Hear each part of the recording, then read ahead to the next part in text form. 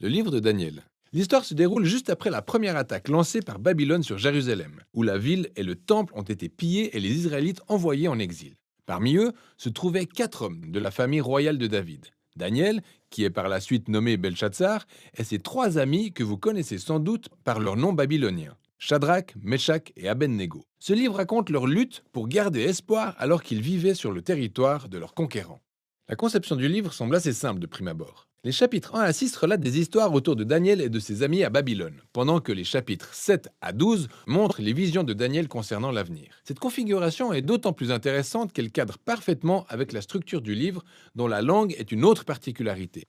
Il commence donc en hébreu, la langue des Israélites, mais les chapitres 2 à 7 sont rédigés en araméen, une langue proche de l'hébreu largement répandue au sein des empires antiques. Ensuite, dans les chapitres 8 à 12, il revient à l'hébreu. Cette conception montre que les chapitres 2 à 7 forment un ensemble cohérent, tout en soulignant l'importance des chapitres 2 à 7 pour la compréhension des derniers chapitres du livre. Voyons cela plus en détail. Le chapitre 1 pose les bases des enjeux en cours dans la première moitié du livre. Du fait de leur sagesse et autres aptitudes, Daniel et ses amis sont recrutés pour servir au palais royal de Babylone. Mais ils subissent des pressions pour vivre et manger comme les Babyloniens, ce qui reviendrait à violer les lois élémentaires de la Torah, soit à renoncer à leur identité juive. Ils refusent donc de céder aux pressions et choisissent de rester fidèles à la Torah, mettant de facto leur vie en danger. Mais Dieu les délivre et ils finissent même par être élevés par le roi de Babylone. Nous passons ensuite à la section en araméen, dont vous pourrez observer la superbe conception symétrique. Tout d'abord, le roi de Babylone a un rêve que Daniel est le seul capable d'interpréter. Il rêve d'une immense statue faite de 4 types de métaux, symbolisant une suite de royaumes dont la tête représente Babylone. Mais un énorme rocher vient frapper la statue qui se brise avant de se transformer en une gigantesque montagne. Ce rêve est le premier du genre dans la série des visions symboliques de ce livre, et il introduit le fil conducteur propre à toutes les autres. Daniel révèle donc que la statue représente une succession de royaumes humains arrivant à la suite de Babylone et qui répandront la violence dans le monde de Dieu. Mais le royaume de Dieu finira par affronter les royaumes arrogants de ce monde et les humilier afin de répandre dans le monde la justice réparatrice propre au règne et à l'autorité de Dieu.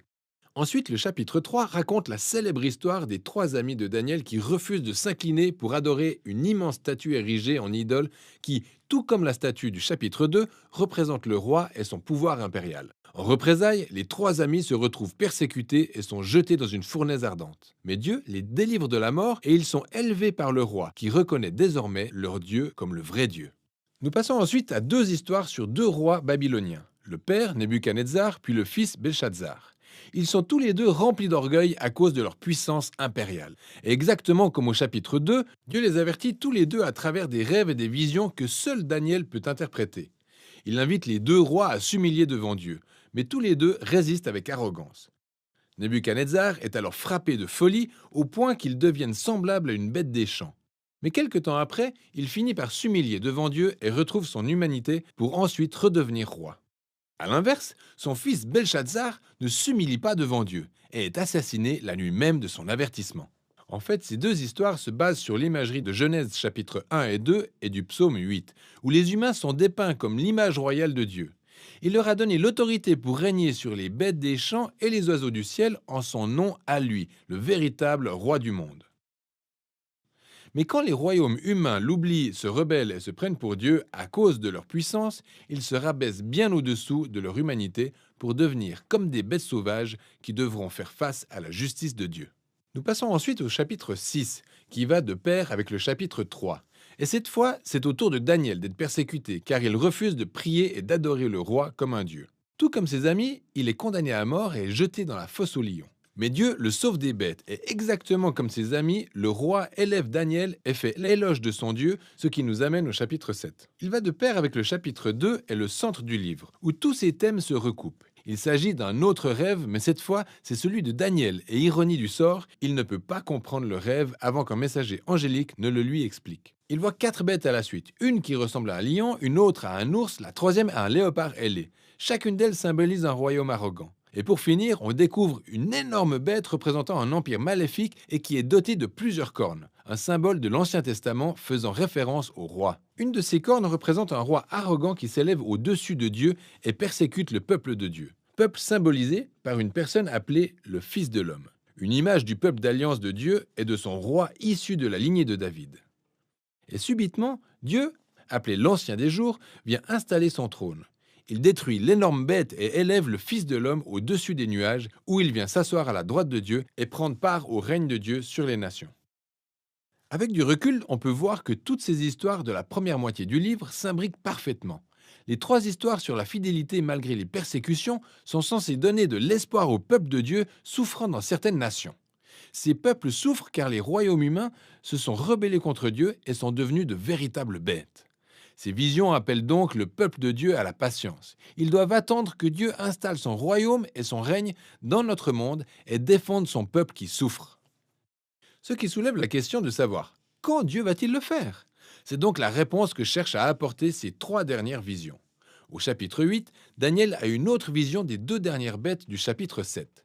Sauf que cette fois-ci, elles sont symbolisées par un bélier qui, dit-on, est l'image de l'empire des Perses et des Mèdes, puis par une chèvre qui représente la Grèce antique. Cette chèvre qui a tout un tas de cornes, dont l'une symbolise le roi maléfique du chapitre 7. Et on en apprend plus sur lui. Il va attaquer Jérusalem et s'élever au-dessus de Dieu pour souiller le temple avec des idoles. Mais au bout du compte, il sera détruit par Dieu qui exaltera son peuple et son royaume. Alors, au chapitre 9, on voit un Daniel très anxieux de savoir quand toutes ces prévisions vont se manifester. Il consulte donc le livre du prophète Jérémie où Dieu dit que l'exil d'Israël ne durerait que 70 ans. Et pour Daniel, les 70 années étant quasiment écoulées, il demande à Dieu de tenir sa promesse dans les meilleurs délais. Mais un ange vient lui annoncer que le péché et la rébellion d'Israël ont perduré, ce qui rallongera son temps d'exil et d'oppression qui, au final, sera 7 fois plus long que ce que Jérémie avait prévu. C'est donc un Daniel profondément perturbé qui tente de se ressaisir quand il a une dernière vision. On revoit une fois de plus la même suite de royaumes. Il s'agit de la Perse puis de la Grèce d'Alexandre le Grand, suivi de rois moins importants. Ainsi de suite jusqu'au dernier roi du Nord qui envahira Jérusalem et érigera des idoles dans le temple pour s'élever au-dessus de Dieu. Mais subitement, le règne de ce souverain s'effondre.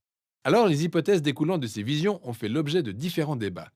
Plusieurs personnes y voient un lien direct avec les agissements du roi syrien Antiochos, autour de 160 avant Jésus-Christ, qui a tué un nombre important de fidèles juifs à Jérusalem et érigé des idoles dans le temple. D'autres pensent qu'il s'agit du rôle joué par l'Empire romain dans l'exécution de Jésus et la destruction de Jérusalem et du temple en l'an 70 après Jésus-Christ. Tandis que d'autres encore pensent que ces prédictions concernent des événements à venir qui se dérouleront au retour de Jésus. Le problème est que les symboles et les chiffres ne correspondent pas tout à fait à ces points de vue. Mais il y a matière à penser que dans un sens, ils ont tous raison. Le livre de Daniel a été conçu pour donner de l'espoir à toutes les futures générations du peuple de Dieu. C'était déjà le cas à l'époque de l'empire de Antiochos, et ça n'a pas changé depuis.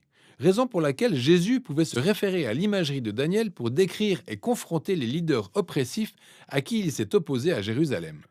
Et c'est aussi pour ça que Jean, le visionnaire auteur de l'Apocalypse, a pu s'inspirer des visions de Daniel et les appliquer à la Rome de son époque et à tous les empires tyranniques à venir. En somme, le but de Daniel est que toutes les générations de lecteurs puissent trouver dans ce livre un schéma et une promesse.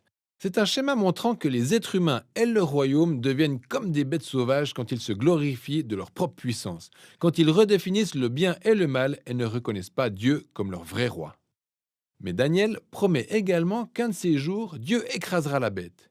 Il sauvera son monde et son peuple en amenant son royaume sur toutes les nations. Au final, ce livre est pour chaque génération un message d'espoir qui devrait inciter à la fidélité. Et voilà ce dont il est question dans le livre de Daniel.